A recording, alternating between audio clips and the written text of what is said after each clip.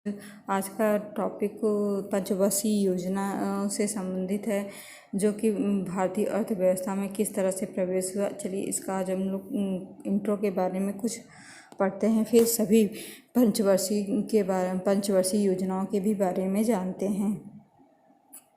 तो सबसे पहले हम लोग समझते हैं कि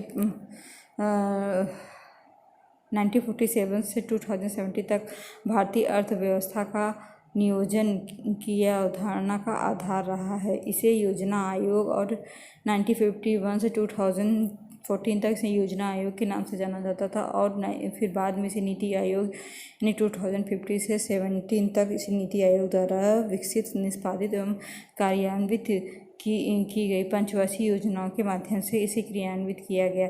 पदेन जो उसका अध्यक्ष होता है प्रधानमंत्री ही होता है।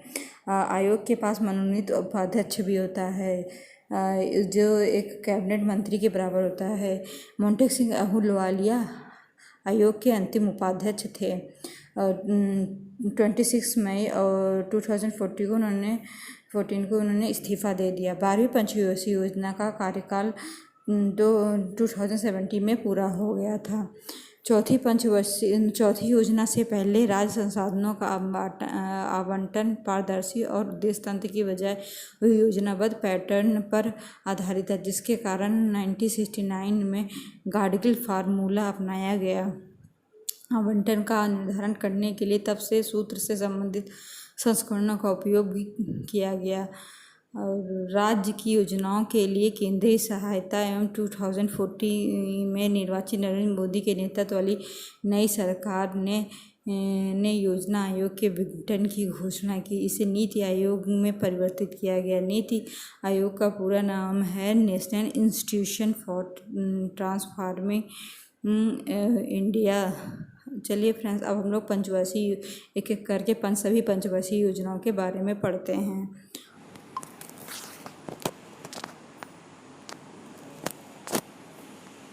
फ्रेंड्स, चलिए हम लोग अब देखते हैं प्रथम पंचवर्षीय योजना, जो कि 1951 से 1955 तक चली थी, और ये हरोडुमर समृद्धि मॉडल पर आधारित थी। और अक्सर ये क्वेश्चन पूछा जाता है कि प्रथम पंचवर्षीय योजना किस मॉडल पर आधारित थी। वो था हरोडुमर समृद्धि मॉडल।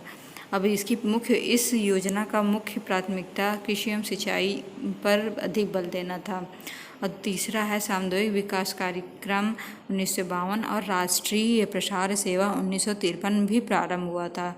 और इसी योजना के दौरान भाखड़ा नागल और दामोदर घाटी हीराकुंड बहुउद्देशीय परियोजना भी प्रारंभ हुई थी।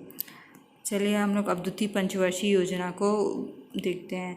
जो द्वितीय पंचवर्षीय योजना 1956 से 1961 तक चली थी, जो कि पीसी महालनोबिस मॉडल पर आधारित थी। इसी समय 3 इस्पात के संयंत्र की स्थापना की गई थी, जो कि इस प्रकार हैं। राउरकेला उड़ीसा में स्थापित किया गया, भिलाई छत्तीसगढ़ में स्थापित किया गया, दुर्गापुर पश्चिम बंगाल में स्थापित किया गया।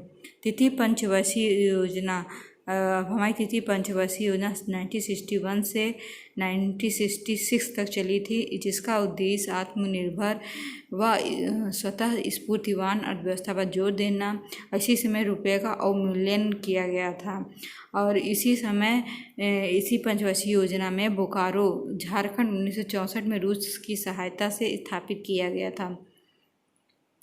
तृतीय पंचवर्षीय योजना के दौरान ही भारतीय खाद्य निगम और कृषि कीमत आयोग की भी स्थापना की गई थी। और आप नोट के रूप में ये भी लिख सकते हैं, पहली, दूसरी और तीसरी पंचवर्षीय योजना में सरकार ने ट्रिकल डाउन थ्योरी का अनुसरण किया था। इसके बाद 3 वार्षिक योजनाएं चलाई गई, जो कि 1966 से 1969 तक चली थी। इसे योजना अवकाश की संज्ञा भी दी गई थी।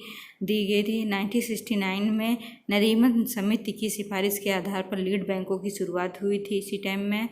और 1966 से 67 के दौरान भारत में हरित क्रांति की शुरुआत हुई थी।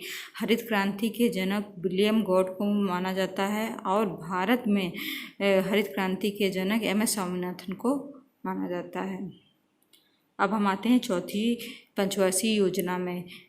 चौथी पंचवर्षीय योजना 1969 से 1974 तक चली थी, जिसका उद्देश्य स्थिरता के साथ आर्थिक विकास व आत्मनिर्भरता की अधिकाधिक प्राप्ति यह डी.आर. गॉडगिल मॉडल पर आधारित था। चौथी पंचवर्षीय योजना हमारी डी.आर.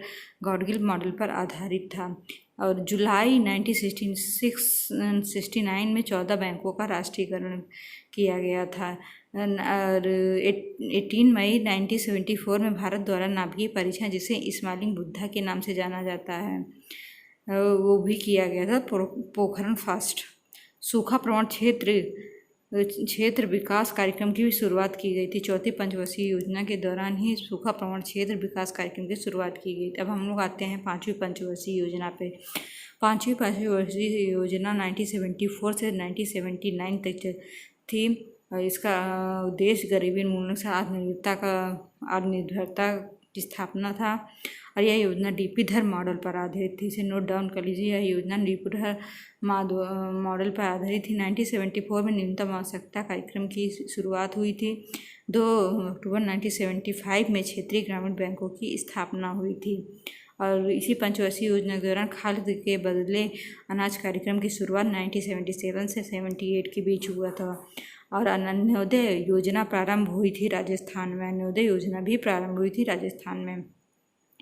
इसके बाद अनवरत योजना भी चली थी, जिसे रोलिंग प्लान कहते हैं, जो 1978 से 1980 तक चली थी। यह गुरनाल मंडल की अवधारणा पर आधारित थी। इसी समय ट्राइसिम की शुरुआत हुई थी, जो सन 1979 में। अब आते हैं हम लोग छठी पंचवर्षीय योजना पे, जो 1980 से 1985 तक चली थी। गरीबी के प्रति कैलोरी उपभोग आधार पर परिभाषित किया गया। 2100 कैलोरी प्रतिदिन शहरी क्षेत्र में और 2400 कैलोरी प्रतिदिन ग्रामीण क्षेत्रों के लिए निर्धारित किया गया। डी.टी. लकड़वाला मॉडल पर आधारित थी यह पंचवर्षीय योजना। 1980 में 6 बैंकों का राष्ट्रीयकरण भी किया गया था। इसी पंचवर्षीय योजनाओं के दौरान 6 बैंकों का एकीकरण भी किया गया था और 12 जुलाई 1982 को नाबार्ड की स्थापना की गई थी। अब आते हैं हम लोग सातवीं पंचवर्षीय योजना, जो कि 1985 से सातवीं पंचवर्षीय योजना 1985 से 1990 तक चली थी। इसका उद्देश्य समृद्धि, आधुनिकीकरण, आत्मनिर्भरता और सामाजिक न्याय पर आधारित थी। इसी समय सेबी की भी स्थापना हुई थी 1988 में, जिसका full form security exchange board of India है।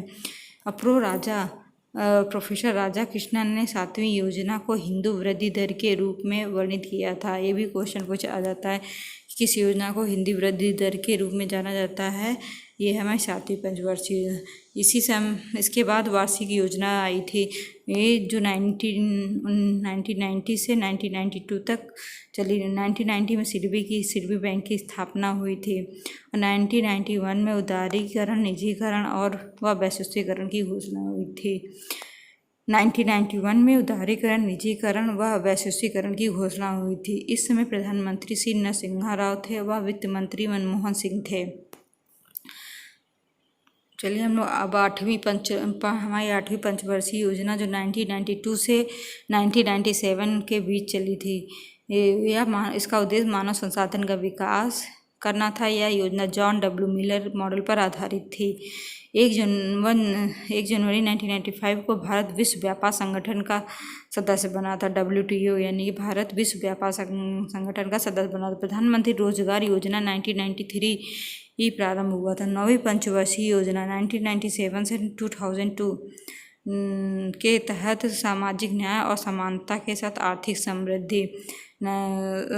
समृद्धि इसका उद्देश्य था। 9वीं पंचवर्षीय योजना 1997 से 2002 तक चली, जिसका उद्देश्य सामाजिक न्याय और समानता के साथ आर्थिक समृद्धि करना था और 11 से 13 मई 1998 में दूसरा नाभिकीय परीक्षण पोखरण 2 हुआ था। इसी में शक्ति फर्स्ट नाभिकीय बम का भी प्रयोग किया गया था। अब आते हैं हम लोग 10वीं पंचवर्षीय योजना पर, जो 2002 से 2007 तक चली थी। इसका उद्देश्य साक्षरता की दर को 2000 तक 75% तक पहुंचाना था। 2007 तक मानकीकरण को 25% तक और 2012 तक 33% के स्तर पर पहुंचाना था। अब आते हैं हम लोग 11वीं पंचवर्षीय योजना, जो कि 2007 से 2012 तक चली थी, जिसका उद्देश्य तीव्रता और अधिक समावेशी विकास करना था।